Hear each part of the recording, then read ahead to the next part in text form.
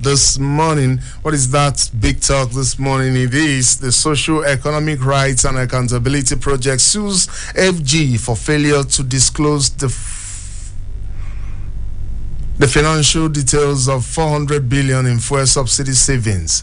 All right, that's going to form the basis of our discussion this morning. The 400 billion in fuel subsidy savings, and the SERAP has sued the federal government on that.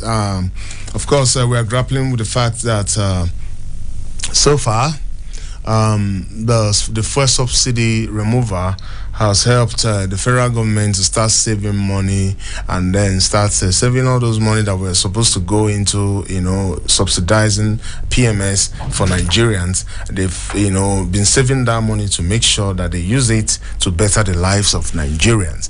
Now, we want to bring it down to a whole lot of things that Nigeria or the FG should be using the money to do. And then as time goes on, the money definitely will keep increasing in the number. And then we want to look at it from this angle that we have a lot calling for federal government's attention in the country. As it is at the moment, we have the issue of resident doctors that are already on strike. And they issued another warning again on the 5th of July. Still maintaining their grounds that they are on strike. Now, they are calling for the issue. They are calling for the government's attention, and then saying that the federal government should look into the medical angle because they are understaffed and a whole lot of other things that they stated. Now, our healthcare really calls for an urgent attention.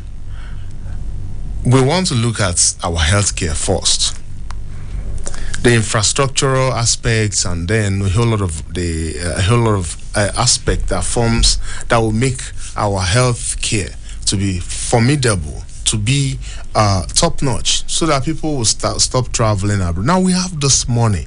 400 billion is a lot of money, and it should be channeled into some of these things that is calling and begging for federal government's attention. What do you have to say, Mr. Salami, on health sector and how to start channeling this money to places that calls for this money's attention? I think that we should give kudos to the Socio-Economic Right and Accountability Project, SERAP, for calling the attention of the federal government to the amount saved, and for calling on the federal government to account for the money that has been saved, and to let Nigerians know what is being done with the money. If truly such amount 400 billion has been saved. Why did I say so? Don't forget that the NLC said during their meeting with the representative of the government, the representative of the government said that no shishi has been saved. That area remains unclear to us now. The SERAP actually wants the federal government to disclose the figure. That means they are doing their own job. The CSO has said it, and what they have said is right. And I think the civil society organization should be praised and should be commended for taking government to account, because after all, it is public money. It is not a personal money. It's not anybody's money. The money belongs to Nigerians, and Nigerians are entitled to know what is being done with the money. Let the government come clean and tell us that so far, as a result of the removal of subsidy, so amount has been saved, and the amount that is saved, that in the coffers of the government, will be expended on so. But like you rightly pointed out, health sector should take the jumbo part of the money. All right. The aggrieved resident doctors are already on strike, and what they are asking for is not really that much. They are saying that they are understaffed and a whole lot of other things. But this particular angle is from the international best practice. They say that one doctor, the ratio for one doctor is 600 people, and then in Nigeria, one doctor handles about 10,000 people. So you see that they are understaffed, obviously. Now, to recruit more doctors means more money, because it's money that you used to offset some of their services. Now, if you don't recruit them, they will travel abroad to practice, because they've already gone to school. They spent all the money to acquire the knowledge, and those knowledge should work in their favor. Now, if they are not doing that, they will be forced to go outside the country. I want you to critically look at this from the angle of investments, because if you have the best health sector, it's not only that it will work in the favor of your citizens, it will even attract medical tourism from the people from the outside world, and of course people travels to India, to engage their services and their health services, and other parts of the country as well. Now, in terms of health, I want us to critically look at it very well in the angle of investment, because if you put in money there, you're definitely going to get money back, because health, to get health is money. To be sound and to acquire drugs, they all cost money. To do tests and all that, they all cost money. They are all money, and an investment towards that particular angle will definitely yield a return. So why is it that federal governments are not really doing much, to make sure that this particular sector of our national life is performing at its best, to the best optimum? We will not stop telling government. We will not stop calling the attention of the federal government to the fact that health is wealth. And health, more than any other thing, should be the priority. Government should prioritize health, because only healthy citizen can produce. Only when they are healthy that they can contribute to the GDP. It is not. Something that we should keep on drumming to their ears. But since they are not paying particular attention to it, we will continue to say it until the government does the right thing. And what is the right thing?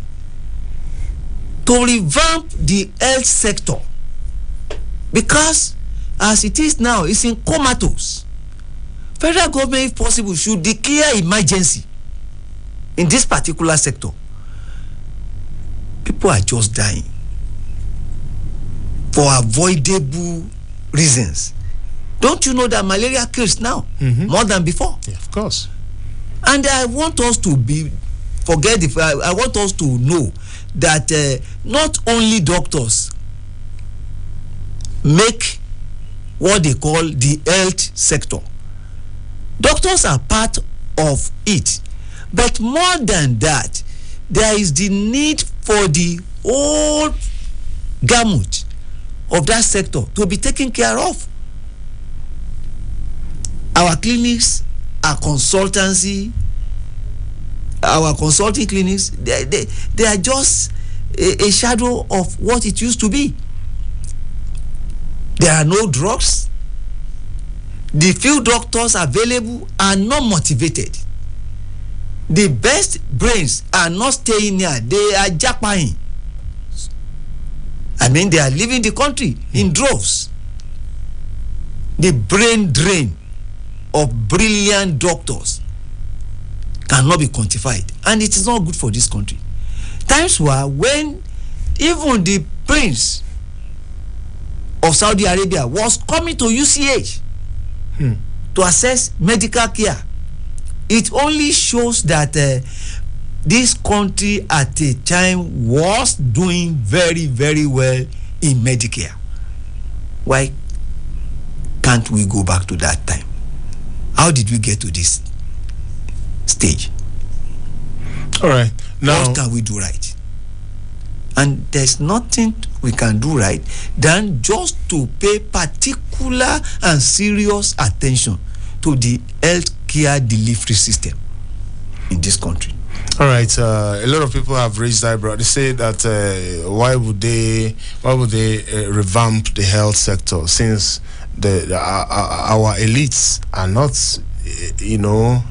assessing our local health sector. So they are always traveling overseas to get themselves treated and all that. So why would they look in? So it's not about the health sector now. It's who is visiting those health facilities. If the high and mighty are not visiting it, if it's just for men, Nigerians, you definitely see those things that we are witnessing continuing, because the high and mighty don't visit those health facilities. What is their number? The high and mighty. Do they constitute the whole of Nigeria, or is it because they are the ones who will determine what will happen? Are the decision makers. Then that is wickedness. That is callousness, and I don't think that it will not brood well for the when there is disenchantment. You see, if there is good government, military will not take over. People will even go against military taking over. We are not calling for military, and I would never do that, because I believe that democracy is the best form of government. But what we are saying is this: when there is massive disenchantment with the government and the government is not doing what is right, chances are that in the unintended consequence of what they are doing is disenchantment. And when people are disenchanted, anything can happen. But we are still saying no to military incursion, no to military intervention. Nigerians will not take it, and the government should do the needful and deliver the bountiful dividends of democracy to Nigerians. Of course, we do have the resources to do all these things. Now, we want to go into research. A lot have been, our research systems has nosedived over time. During the time of COVID-19, a small country like Madagascar came up with COVID organic, and we barely came up with nothing. It simply means that our research system is gone, like is in comatose actually, as we speak. Now we have our universities on strike. They cannot research anything. I don't even know how much that government can be proud to say that this is how much we dollars annually, for research and all that. And without research, I bet you, how can we really move forward? Like most of these things that we see, airplanes, gadgets, phones, name it, they are all products of research. Now, if we are not researching, if we are not paying money for people that have this ingenuity to go out there and meet people like them in the outside world, to hone their skills, how are we going to improve on our research system? And how much from this savings, that's the angle that we are going, should go into research? And then let's get things working in Nigeria in terms of coming up with the best products and the best in anything. It's only research that can guarantee that. What do you have to say, Mr. Salami? Okay, let me tell you that when you talk of best brains globally, Nigerians are amongst the best in the world. Our universities and our professors, they are brilliant people. You need to listen to inaugural lectures coming from the ivory towers. You will know that we have what it takes to come up with brilliant research. But the thing is this: they are not motivated. The government is not investing in education. Education needs or requires a lot of money. A lot of money must go into it. Our people are not motivated. The government is not doing enough. And of course, some of our people too, they are lazy. But generally speaking, Nigerians are the best brain globally. And I want to believe that if there is motivation, if the education sector is properly and well funded, you will be surprised at what will be coming out of our universities. But it is not too late for us to do the right thing. All right, it's not too late for us to do the right thing. If we wake up today, it's still our morning, and we want to look at it. We want to believe that the necessary authorities are taking note of some of those things that we are discussing this morning, and then rise up to the occasion. This is our country.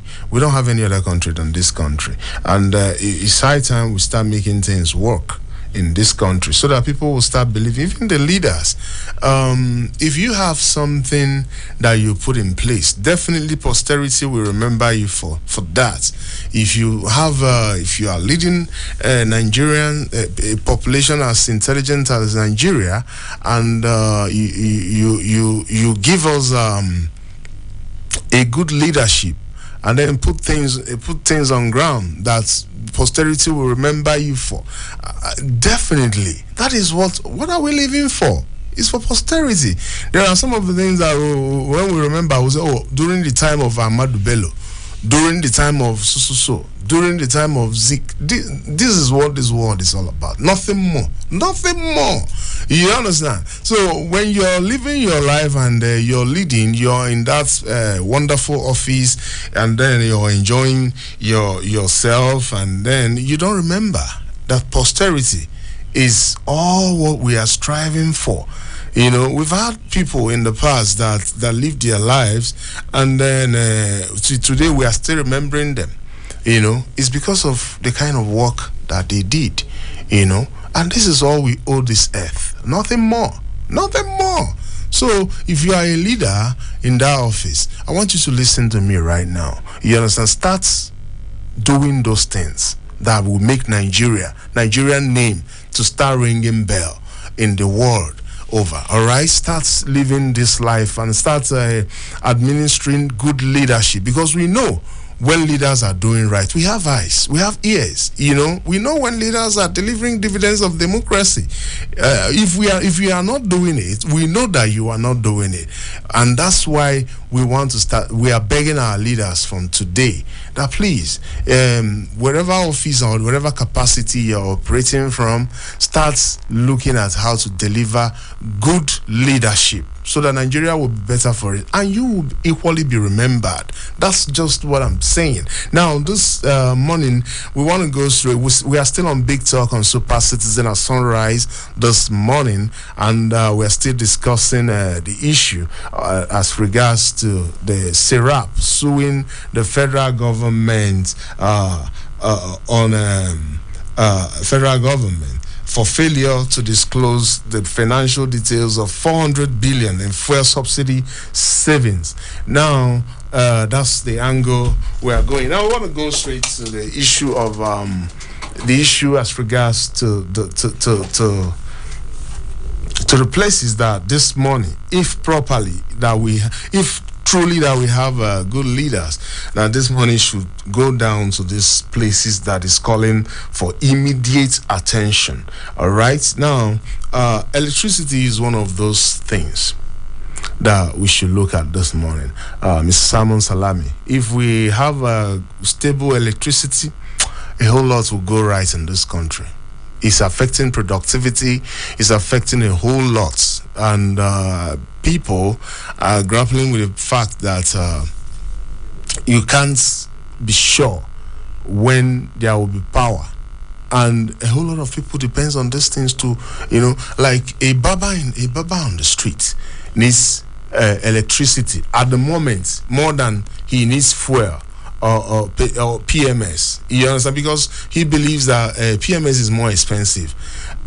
Electricity is cheaper, because if he buys maybe 3 liters of that's about 2,000 or so, you know, close to 2,000 naira. And then if there is light, 1,000 naira can afford him a unit that can last him, or maybe 2,000 that can last him for like 1 week, if properly managed. Now, our electricity is what we'll be looking at now. We have about a billion consumption in Nigeria on the statistics level, and that's what we have. People that are unmetered, many. And we want to be looking at how government should be channeling some of this money into our electricity. The past administration promised, went into partnership with Siemens. Of course, the power is still very epileptic. What do you think that the federal government should be doing with some of this money in terms of electricity to make sure that they ameliorate some of the sufferings of our people? You see, energy generally is something that no country can joke with and get away with it. The electricity, as it is today, is so epileptic that it has affected the income of families. I agree that the energy crisis globally is something else. But in Nigeria today, a situation whereby people will be paying for darkness is not acceptable. A situation whereby most people and most houses are not metered, that estimated bill is what they get, is not acceptable. But more than the electricity, who will use the electricity? Is it not the people? Don't we think they must be in a good frame of mind? They must be healthy to use electricity. Let's invest more in the people in Nigerians, in their health. When people are healthy, they will operate. It is only an healthy person that can go to work. It's only an healthy person that can use electricity. A dead person does not need electricity. The health sector is more important. Even the health sector needs electricity to function optimally. To function, yeah, I agree.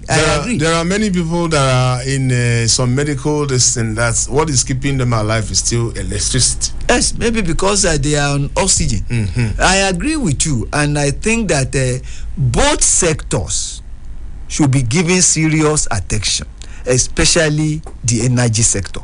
I agree with you, and I think the federal government has toyed with so many things. Gencos, we had. Is it too difficult to do? And I don't want to believe that throwing money at problem will solve problem.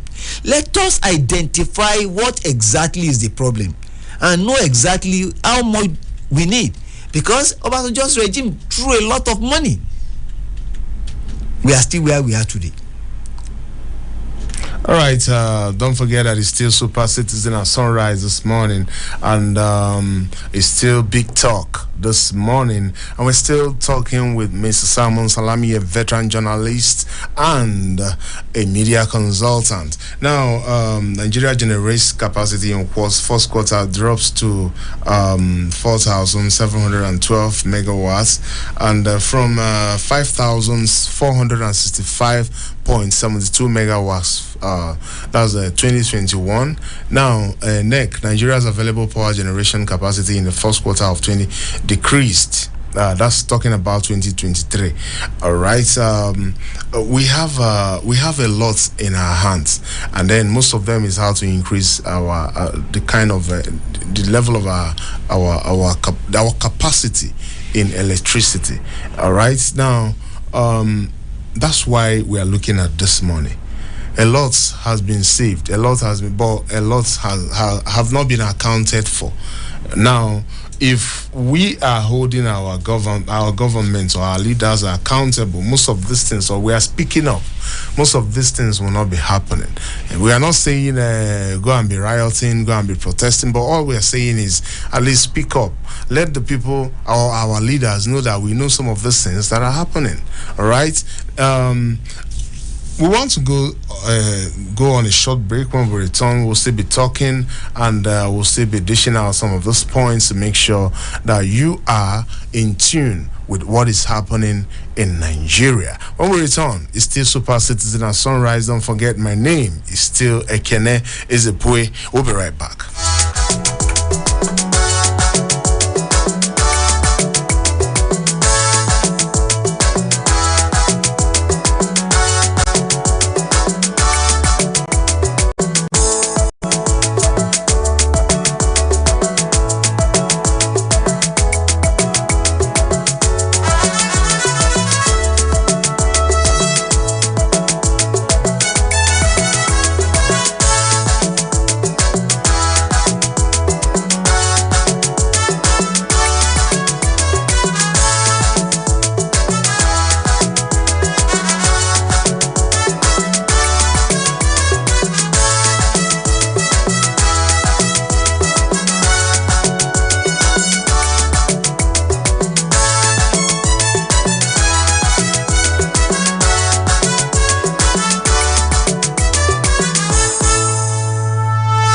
It's still Super Citizen at Sunrise this morning. Don't forget that we are still right here talking the big talk. Now, Nigeria is generating in 2023 power generation on the grid as at 6 a.m. was 4,859.8 megawatts. That's what we are generating at the moment, but we are supposed to be generating 22,000 megawatts, and we are with 4,000 megawatts. Quite poor. Now, that's why we are saying that a lot of this money should be channeled into electricity. A lot of time when if it's raining, we find out that there's always a little bit constant power supply, but during the dry season, the light becomes epileptic again. Now, I don't know. We are not very good. Maybe when the time comes, we'll invite people that are really, really into this, and so that we can discuss it extensively. But we have to discuss it on a peripheral. Now, we have this savings that SERAP is suing federal government for, and then if truly, there was a time that one minister, Mr. Barton Naj, took over the reins of power as a minister of power in Nigeria. We saw the difference. There was a lot of difference, and he discharged that duty magnificently.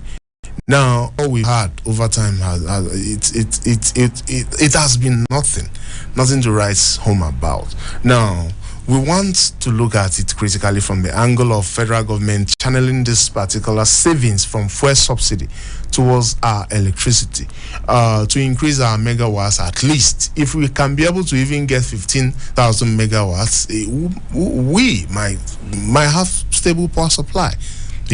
What don't you think so? Yes, like you rightly pointed out that you cannot give what you don't have. Bat Energy was exceptional because that was his area, and as an expert he delivered. The idea is that the whole world has gone past this hydroelectricity thing. There is thermal, there is solar, there are so many other ways of generating electricity. Have we explored that? We have the sun that can be converted into energy. So the thing is this: let us put the right peg in the right hole. Then let us pump a lot of money into it, but let the money go into the real sector. And let us have somebody who understands the sector, who knows exactly what to do. Because no matter the amount of money you are pumping into a sector, if you do not have a capable hand to superintend over it, it will still be money gone down the drain. So still be money gone down the drain. Now, when you talked about we Nigerian paying for darkness and all that, it's as good as that. Now, if you are metered when the light goes off, your unit still remains where it is until light comes back again. So if you're metered, we'll just say, okay, your light still remains in your meter. But if you're unmetered, if lights, whether there is light or whether there's no light, you will be paying. And I think it's a fraud that people are saying, why is it that even when I don't have light, there will always be a bill for me?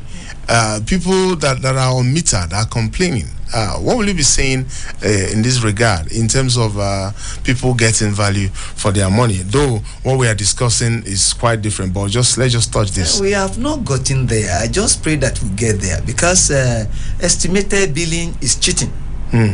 Estimated billing is just that whether you use light to, whether you don't use light to, whether there is light to, whether there is no light to, at the end of the month there is a certain amount of money that you pay. That is one.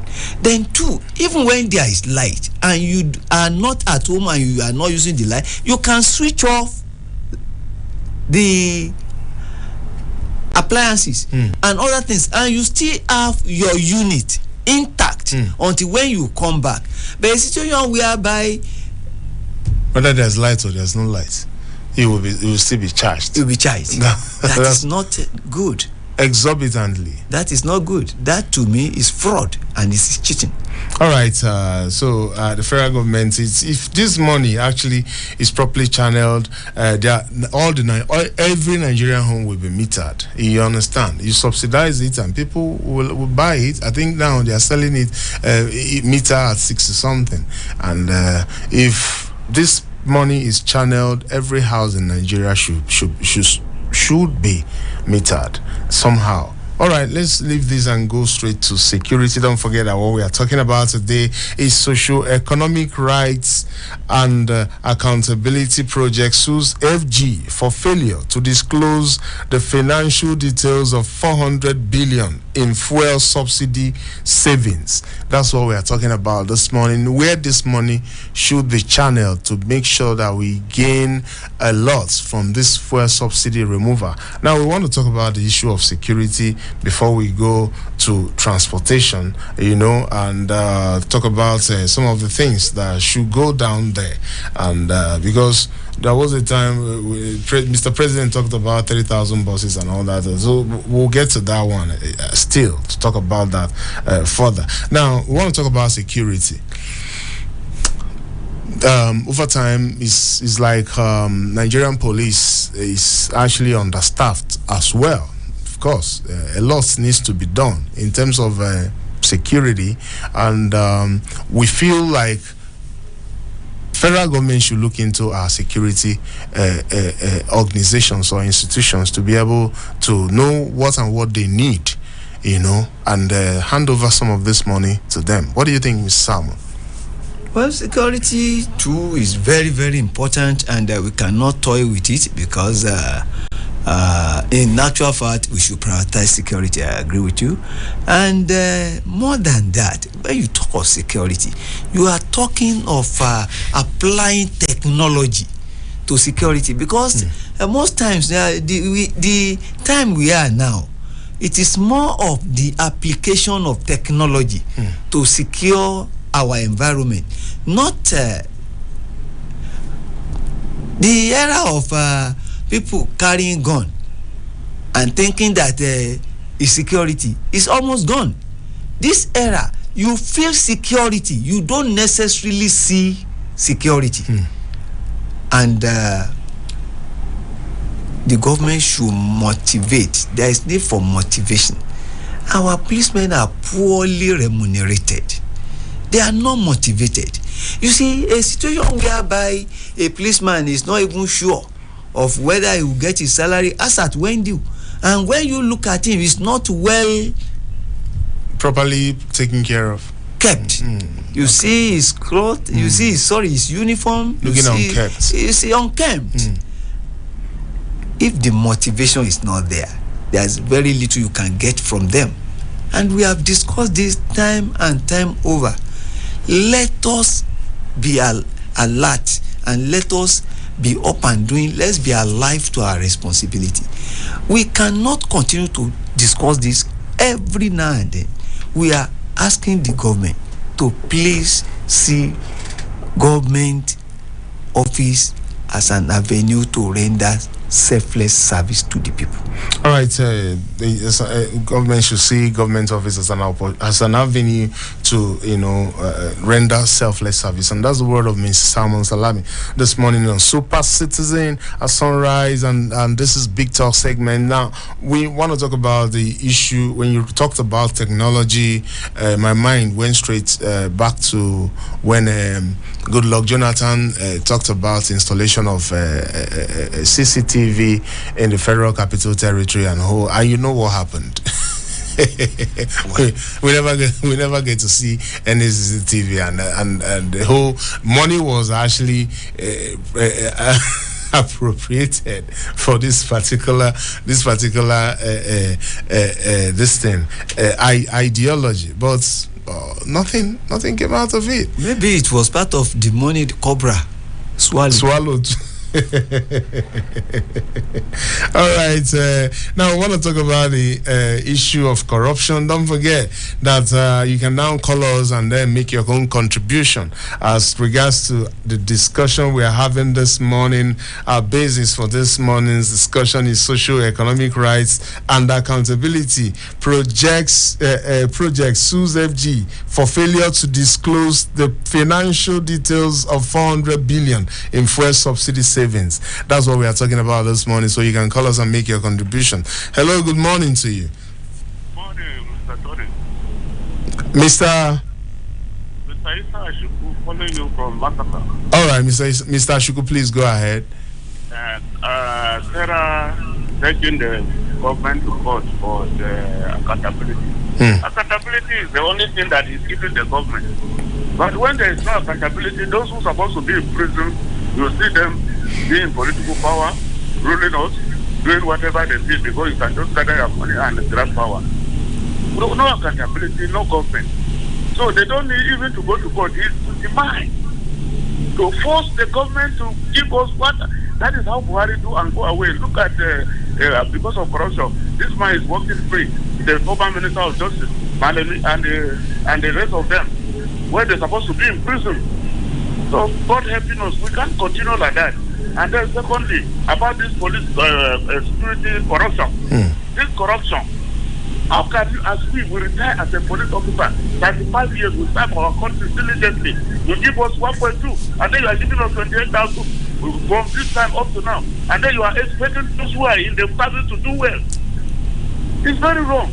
We travel than everybody. We go to United Nations and keep peace. They don't treat their security men like that. Thank you very much, Mr. Ashiku. Thank you so very much for the contribution. This is quite constructive. Very. Now, I think Mr. Samuel, you should react to this particular contribution. No, he's stating the truth. Somebody who served his country for 30-something years, and at the end of the day, he gets 28,000 as pension. Does it make sense? Is it encouraging? Are you telling him that he wasted his life, his prime? I think we should not only be God-fearing, we should be fair to our people. It is unfair for the government to think or to believe that what somebody should take as pension is 28,000, less than the national minimum wage, which is 30,000. Even what is 30,000 in present day Nigeria? What can 30,000 buy? What can it do in the light of the inflation that has eaten deep into the pockets of all of us? All right, don't forget that it's still Super Citizen at Sunrise. You can make a contribution. Call us on our number 081-822-22205 so that you can make your contributions and be part of this conversation this morning. Or you call us on our other line 090-3222-9797. Now we want to talk about the issue of okay, we are still on the issue of okay, let's go straight to the issue of corruption. Like Mr. Ajiku pointed out, rightly pointed out, when this money comes out, we hear it, it's very humongous, and then you'll be trying to you'll be trying to see those money in circulation, or maybe being channeled towards the right thing, or the things that will better the lives of Nigeria, but you never get to see those money in anything, but corruption is to blame for all this. What do you think this particular money that Serap is talking about? How do you think that the federal government? What do you think federal government should be doing to make sure that this money doesn't enter into the wrong hands? Look, because Nigerians are actually suffering the effects of this fuel subsidy, and a lot needs to be done. Look, the truth has to be told. We have all we need to have to ensure accountability.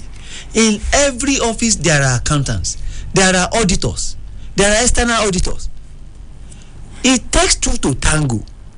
Unless people agree to cheat, unless people agree to steal, unless people agree to defraud, this thing cannot happen. No one man cannot on his own take away government money.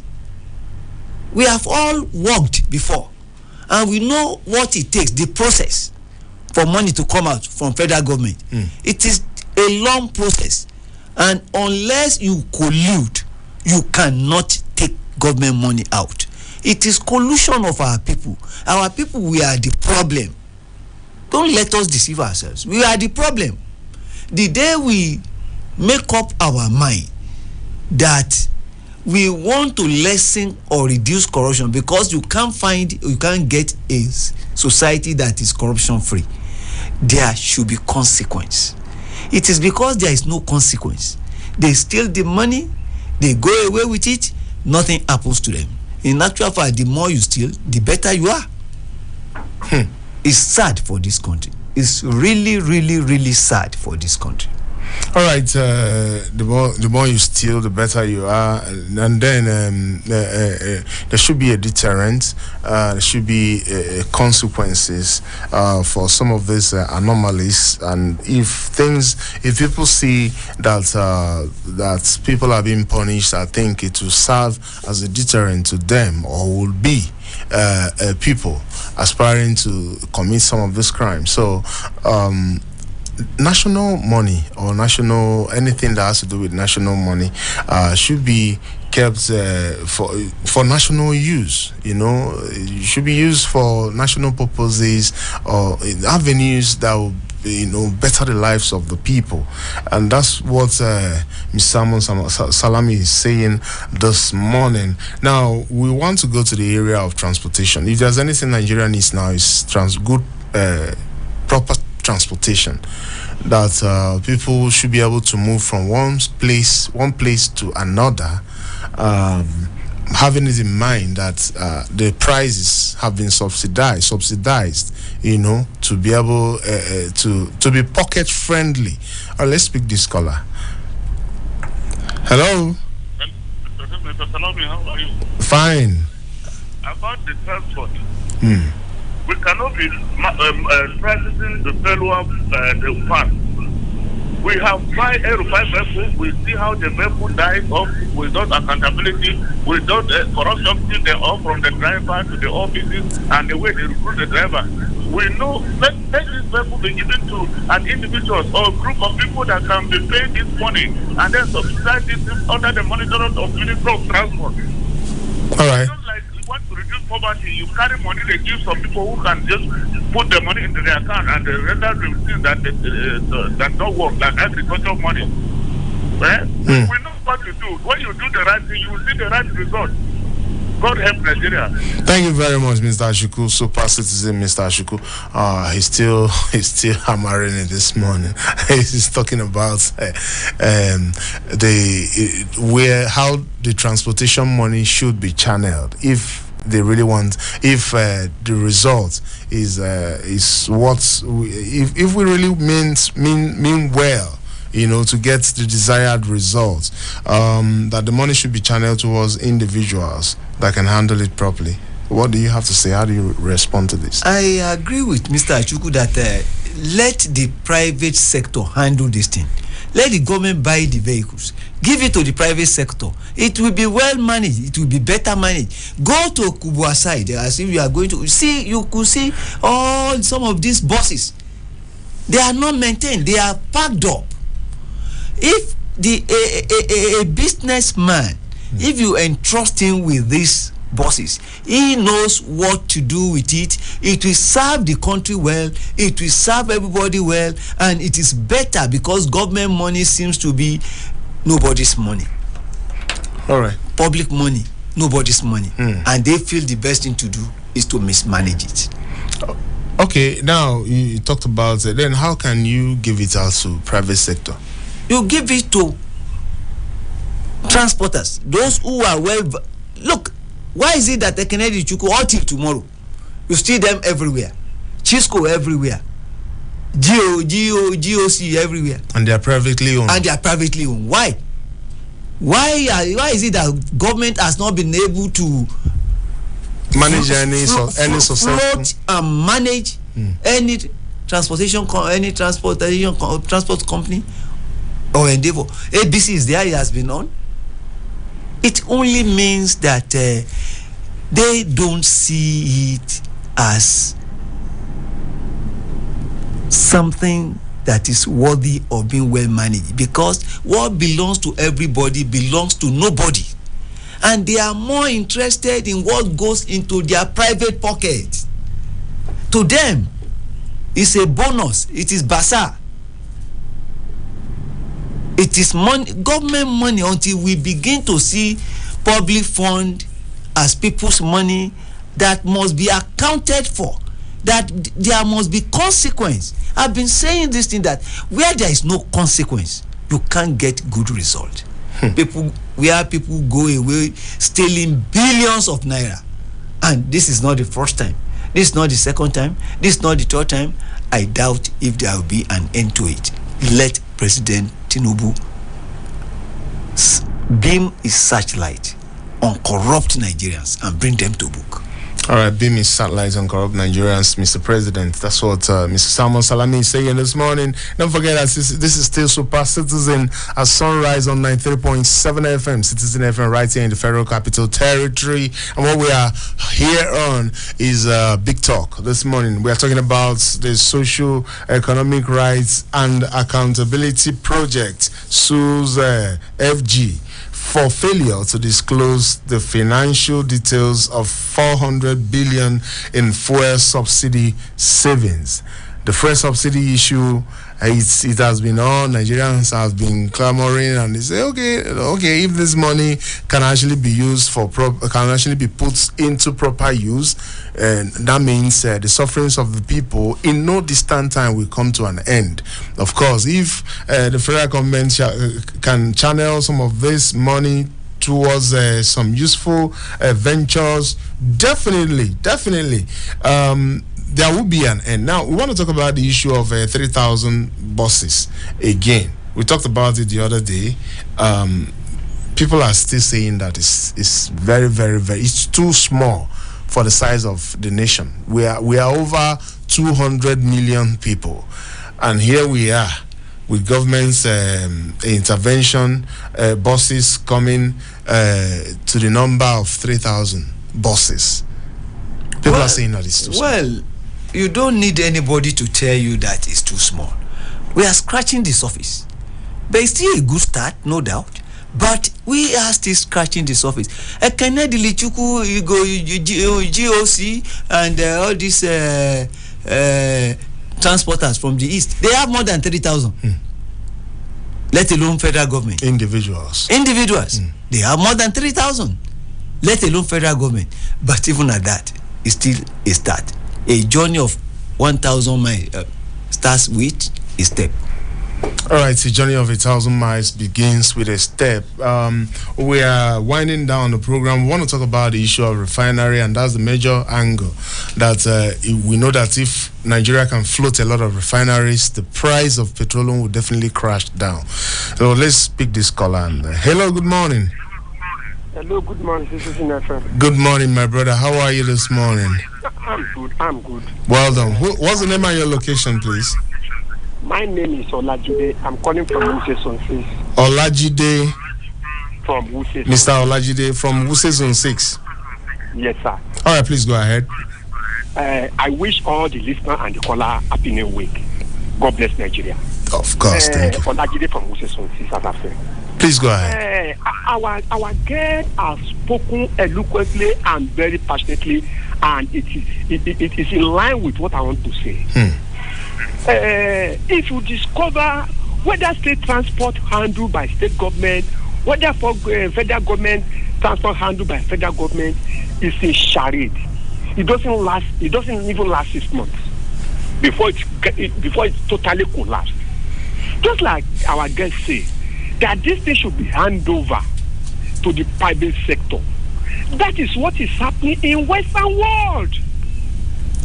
People talk about refinery. I've said it. In America, they have 149 refineries. None of it is owned by either state government or federal government of the United States of America. It's in hand of. That's why you see the economy. If we want the economy to move, not to be grounded, it should be handed over into the hand of private sector. That was why during the COVID, you see the American president giving money out to companies, to all these big companies to cushion the effect. That is why you see if any big companies have, like Ford Motor, when they have issue, the United government give them money for them to be revived. But there is one point I want to make clear. Please go ahead. If this thing is given to private sector, we should not think it will be cheaper. It will not go to That's be another cheaper. angle to it. That's another angle that we have to brace up for, because one, they want to keep that business going, and they want to have their own profits too. Then we should not think that once they give it to Ekene Ezepue, when they give it to Young Shagro, when to give it to Oluomo and Co in Lagos, we not think that hey, boss will not turn to 100 naira. Let me go and enter it 100 naira. It will not work that way. We should brace up to the reality of what we are going to face.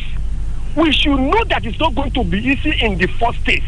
That if you think that they are giving to president to private, definitely this will come cheaper. It will not be cheaper like that. Because they want to maximize profit and they want to make it work. And that is the only way companies can survive in Nigeria. We should make it that we are ready for development. Anything will go against it, because by the time those private sector, they want to maximize, they want to do it the way it's supposed to be, we still complain. They say, take it from them, and they handle it by itself, so that we will not go back to square one. God bless Nigeria. Thank you so very much. Thank you so very much, Mr. Olajide. That's the contribution of Mr. Olajide. He made a serious point. But there is something I want to say. It cannot be cheap. I agree. But even the so-called private, but the aim was to be cheap. They must be regulated. There must be a regulatory body that will oversee the affairs of these even private companies, so that they won't just do whatever they think they want to do. Because at the end of the day, the government gave you this thing. The government should set a standard. There must be regulation. You won't just leave it to them, to their whims and caprices. If there is strict regulation, it will still be far, far better than the government handling it. In the hands of the private sector. Yes. All right, then. That's going to be the size of our package this morning on Super Citizen at Sunrise. I want to thank you for being part of this conversation this morning. Remember that tomorrow, Super Citizen at Sunrise will still hit your airwave. I want to thank Mr. Michael from Nasarawa for calling, Mr. Ashuku. Thank you for calling. I want to thank Mr. Olajide. Let's do it again tomorrow. I want to thank most profoundly Mr. Salmon Salami. As always, thank you for being part of Super Citizen at Sunrise. It's my pleasure, my brother. All right, want to wish you a very wonderful day. Thank you for making us be a part of your day. Let's do it again tomorrow. My name still remains Ekene Ezepue. Have yourself a very wonderful day, and bye for now.